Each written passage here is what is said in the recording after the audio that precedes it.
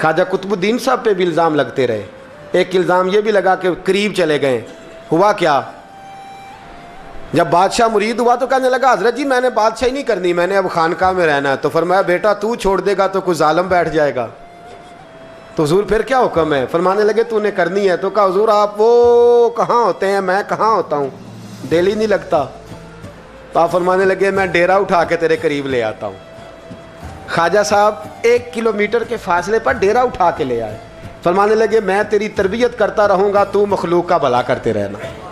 صلی اللہ علیہ, تو حضور کی امت کا اللہ اکبر. وہ قریب, اس وقت بھی لوگوں نے بڑی باتیں کی کہ دیکھو جی بادشاہ تھا نا تو پیر صاحب بھی نیڑے آ گئے. لوگ دیکھتے نہیں کہ اصل بات کیا ہے. خیر وقت گزر گیا, بادشاہی مرید ہو گیا. تو پھر دلی سارے میں اسلام, اتنا عدل انصاف, ہندوؤں کو بات پسند نہ آئی. انہوں نے کچھ مسلمان خرید لیے. سلطان شمس الدین التمش بیٹھا ہے دربار میں, جاگ رہے ہیں نا آپ لوگ, سب کہیے صلی اللہ علیہ. بڑی غور سے سننے والی بات.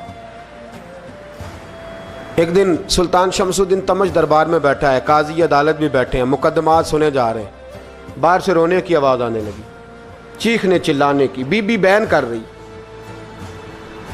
کیا ہو گیا کیا ہو گیا. وہ ٹال لگے ہوتے تھے بادشاہوں کے, وہ بجنے لگے, زور ہونے لگا. بادشاہ نے کہا اس فریادی کو جلدی بلاؤ.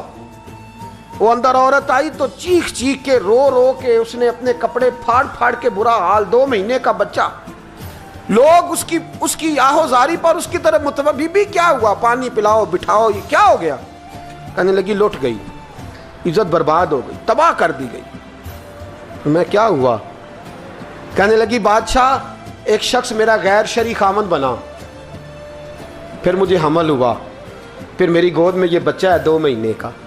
اب گئی ہوں تو وہ کہتا ہے کہ میرا تو تیرے سے تعلق ہی کوئی نہیں. بادشاہ کہنے لگے یہ سلطان شمس الدین تمش کی جگہ ہے, اور میں نے رسول اللہ صلی اللہ علیہ وسلم کے دین کے مطابق حکومت استوار کی ہے. کون ہے جو تیرے ساتھ؟ ابھی گردن نہ کاٹ دوں گا, بات کر کون ہے. کہنے لگی تو کچھ بھی نہیں کرے گا, کوئی کچھ نہیں کر سکتا. لوگ کلمے چھوڑ کے بیٹھ گئے, توجہ ادھر ہو گئی. پراپوگنڈے بڑا اثر کرتے ہیں معاشرے پہ. رنگ ایسا عجیب ہے, انداز ایسا عجیب ہے. فرمایا بات تو کر. اس عورت کی آواز گونجی تو حالات ہی خراب ہو گئے. کہنے لگی بادشاہ حوصلہ پیدا کر سننے کا. کہا تو بات کر. کہنے لگی میرے گود میں جو بچہ ہے یہ قطب الدین بختیار کاکی کا ہے, یہ تیرے پیر کی ناجائز اولاد ہے. اٹھاؤ, پروفیسر سلیم چشتی نے PhD کی ہے, وہ لکھ رہے ہیں اس واقعے کو. تیرے پیر کا ناجائز بچہ ہے. ہاتھ کانپنے لگے بادشاہ کے. کہنے لگے یا اللہ کبھی تو قیامت برپا کر دے تو معاملہ ٹھیک ہو جائے, میں تیری زبان کھینچ دوں گا تیری گرد. تو نے بات کیسے کی؟ کہنے لگی میں نے کہا تھا نا تیرے اندر حوصلہ نہیں, میری عزت تار تار ہو گئی اور تو پیر بچا رہا ہے. اللہ اکبر. سلطان شمس الدین تمش آسمان کی طرف دیکھ کے کہنے لگے مولا مجھ مجرم کو جس کی برکت سے اٹھا کے تو نے مسجد میں پہنچایا, آج مجھے تو نے کس امتحان میں ڈال دیا. یہ کیا رنگ تو نے زندگی کا بنایا ہے. کہنے لگی بلا اسے, اڑاب گردن. اللہ اکبر. خواجہ قطب الدین بختیار کاکی, ذرا اس جگہ پہ اپنے آپ کو کھڑا کر کے دیکھ میرے دوست.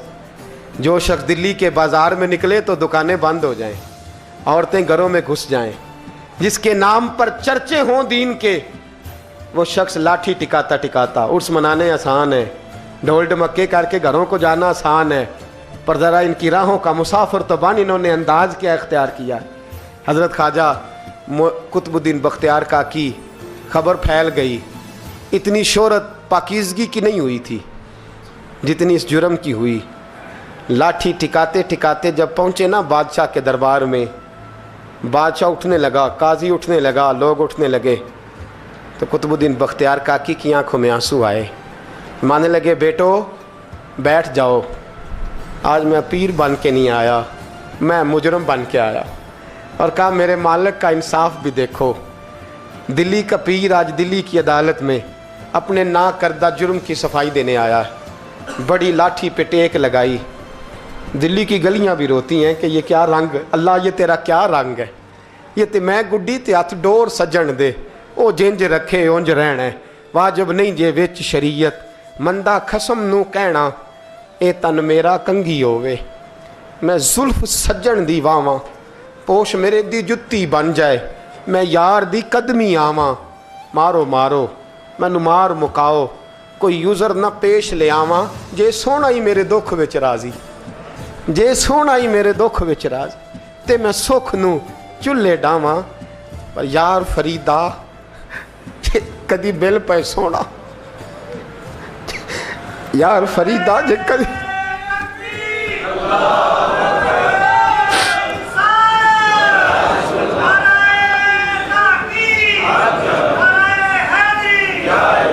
ਜੇ ਕਦੀ ਮਿਲ ਪਏ ਸੋਹਣਾ, ਬਸ ਉਹਨੂੰ ਰੋ ਰੋ ਹਾਲ ਸੁਣਾਵਾਂ। ਟੇਕ लगाई है, कहने लगी बीबी बोल दे गवाही, कहने लगी बीबी रब जानता है, रब का रसूल जानता है, पर मैं तुझे नहीं जानता, तू कौन है। कहने लगी अच्छा, वो लोगों को भेज के तहज्जुद के बहाने पिछले दरवाजे मुझे अंदर बुलाना, रब तेरा भूल जाना। फिर रोने लगी, फिर मकर करने लगी। मुझे बताइए ऐसा कोई मुकदमा हो तो लोग क्या कहते हैं? यकदम हालात बदलते हैं कि नहीं बदलते? दिल्ली का माहौल ही बदल गया, सारा सारा रंग ही बदल गया। औरत तो हिंदू थी, उसने तो झूठ मूठ के कलमे भी पढ़ रखे हैं। अल्लाह अकबर। ख्वाजा साहब पूछते हैं गवाह है कोई तेरे पास? तो 4 कलमा पढ़ने वाले खड़े हो गए। अल्लाह करे कलमा पढ़ने वाले बिका ना करें, आमीन तो कहें। तो खड़े होके कहने लगे हाँ हमने आते भी देखा है, जाते भी देखा है। ख्वाजा कुतुबुद्दीन साहब ने नज़र उस्मान की तरफ उठाई, कहने लगे अच्छा जो तेरी मर्जी,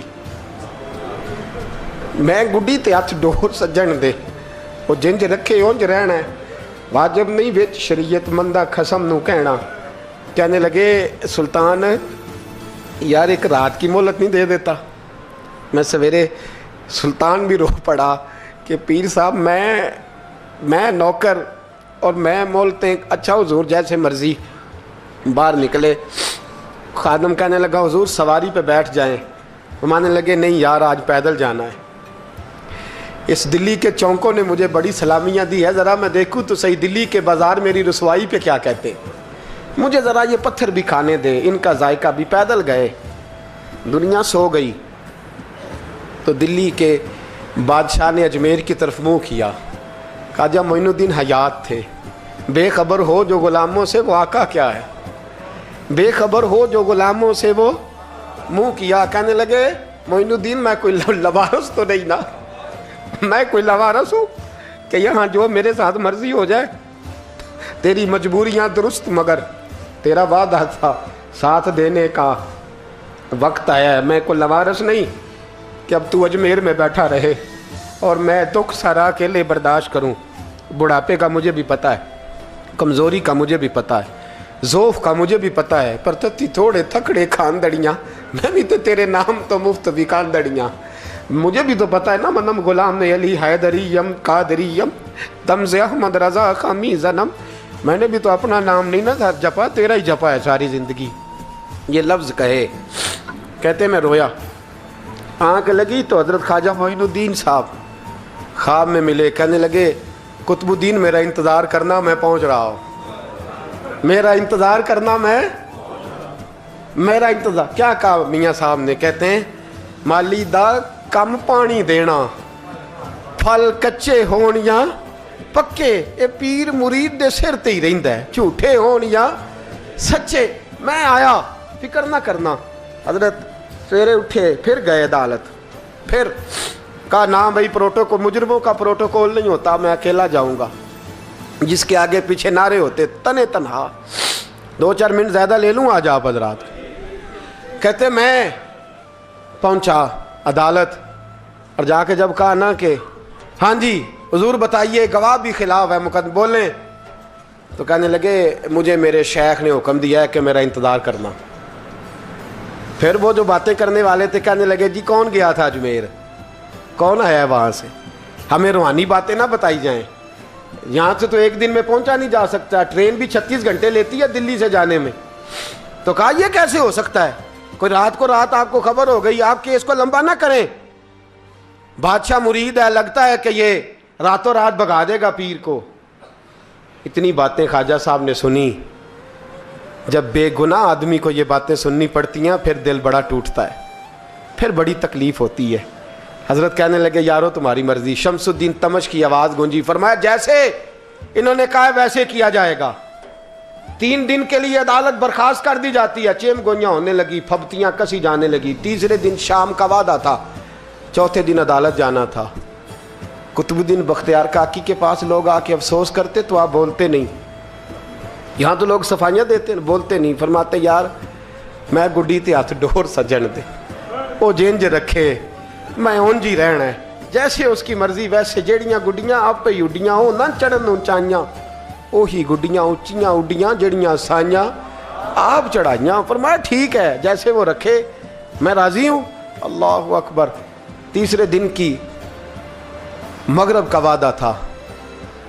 جب مغرب کا سورج ڈوب گیا نا, بڑے قافلے اجمیر سے آئے پر معین الدین نہ آیا. وعدہ کیا تھا یار نے آؤں گا دن ڈھلے. وہ خواجہ غلام فرید صاحب رحمۃ اللہ تعالیٰ علیہ فرمایا کرتے تھے نا, کوا کھانے لگا آنکھیں تو کہنے لگے کاغا اے تن سارا ہی کھائیو, میرا چن چن کھائیو ماس, میرے 2 نین نہ کھائیو, مینو پیا ملن دی آس. نے کہا سارا کھا جا, آنکھیں چھوڑ دے. اس نے کہا تھا میں آؤں گا, انتظار لمبا ہو گیا ہے پر میری امید تو نہیں نہ ٹوٹی. مغرب کی اذان ہوئی تو لوگ کہنے لگے لو جی اب بس ہو گئی. خواجہ قطب الدین صاحب نے اللہ اکبر کہہ کے مغرب کی جماعت جب میدان میں کھڑی کی تو اپنی بھی چیخ نکل گئی, آئے نہیں. لیکن جب نماز کا سلام پھیرا تو خواجہ معین الدین صاحب کی 2 رکعتیں ابھی باقی تھیں.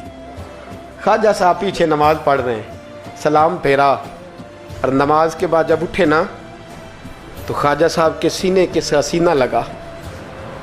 تو کہا حضرت جی میں شہزادہ تھا, آپ نے کہا تھا خشک روٹی کھانا تو میں نے خشک کی کھائی ہے, آپ نے کہا تھا فاقے کرنا تو میں نے کیے ہیں, آپ نے کہا وطن واپس نہیں جانا تو میں نہیں گیا. حضور اس امتحان کا آپ نے بتایا ہی نہیں تھا, یہ مجھے بتا جاتے اب اس سفید داڑھی سے میں جواب دیتا پھروں. خواجہ معین الدین صاحب نے جھٹکا, پیچھے ہٹ, تو زیادہ عزت والا ہے کہ یوسف زیادہ عزت والا تھا؟ تو زیادہ مقام والا ہے کہ عائشہ زیادہ مقام والی تھی؟ چپ کر, یہ کوئی صوفیاء کا طریقہ ہے؟ چپ کر. عرض کی حضور غلطی ہو گئی, میں پہلے نہیں رویا, تو ملا ہے تو رویا ہو. میں پہلے نہیں تڑپا, میں نے شکوا نہیں, تو ملا ہے. اپنا ہی کو ملے تو دکھ یاد آتے ہیں نا. فرمایا چپ کر, جا سلطان سے کہہ دے سویرے نماز کے بعد عدالت لگا دے.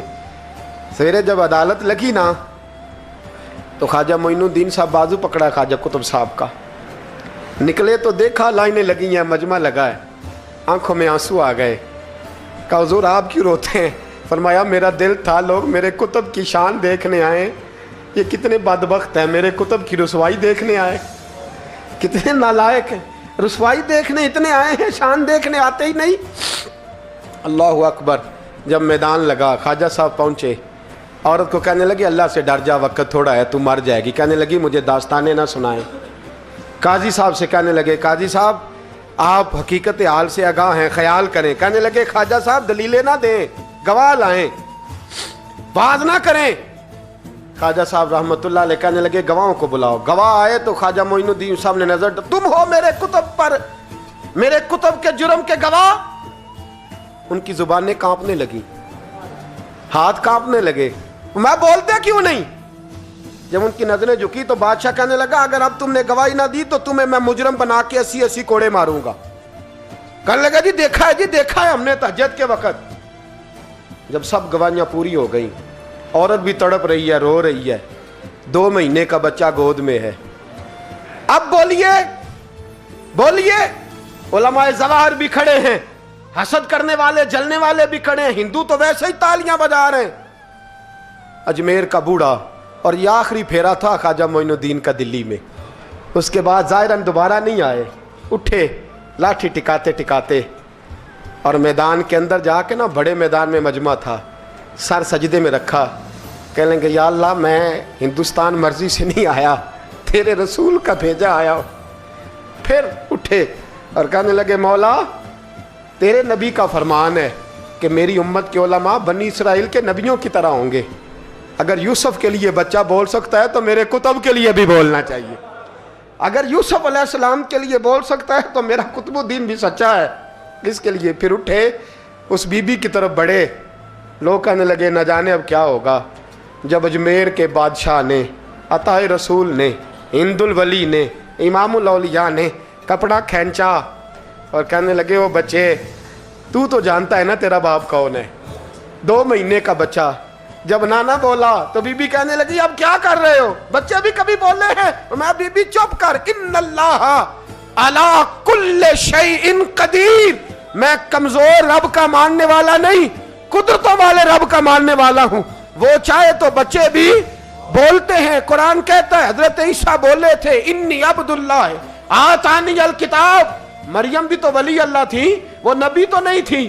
اگر ولی اللہ بنی اسرائیل کا ہو بچہ بول سکتا ہے, تو اگر ولی اللہ محمد عربی کی امت کا ہو تو بچہ پھر بھی بول سکتا ہے.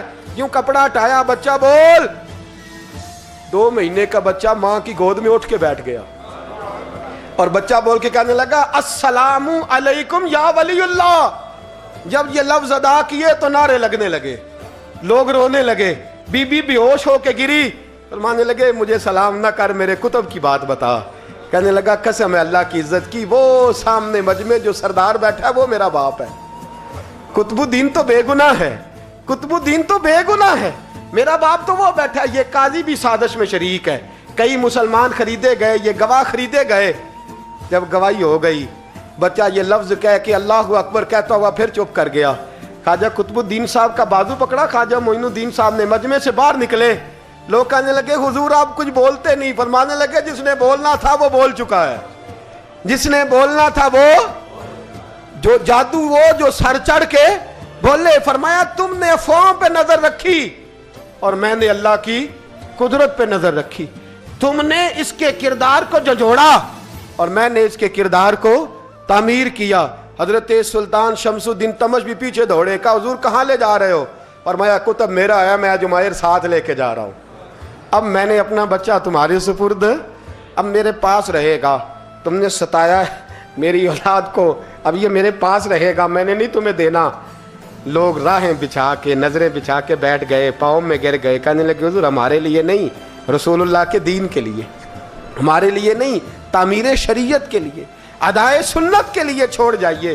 خواجہ صاحب کہنے لگے قطب الدین جا, تجھے چھوڑ کے جاتا ہوں, اب قیامت تک کوئی تیری رسوائی کی جرت نہیں کر سکے گا.